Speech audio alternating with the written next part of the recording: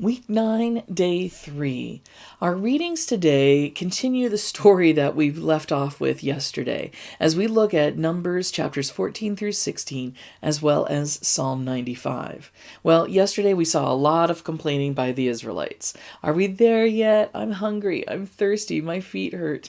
And then ultimately they get to the border of the land promised to them by God.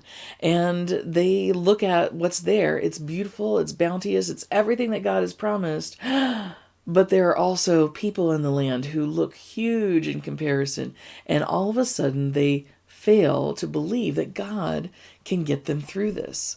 Well, when you face these kind of complaints, you also see that it stirs up rebellion. And so we have a lot of this going on in this section that we read from today.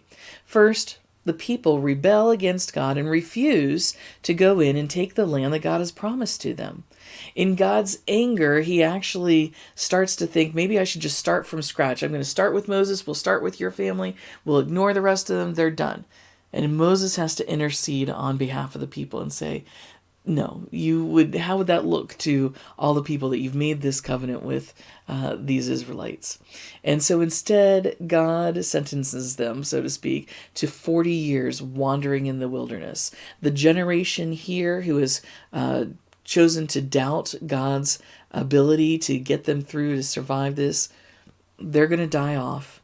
And it'll be the next generation that will ultimately take possession of the land. Well, we see other things happen. Again, there is a challenge to Moses' authority and leadership, this time by a man named Korah and his kinsmen. Well, what happens when we have rebellion? Have you ever heard or maybe even used the phrase, I wish the earth would open up and swallow me whole? You're going to see where that comes from today. But in all of this rebellion, we are reminded that we can choose to live lives of worship or lives of rebellion. And Psalm 95 reminds us which are those, and it hopefully touches our hearts with whom we want to be.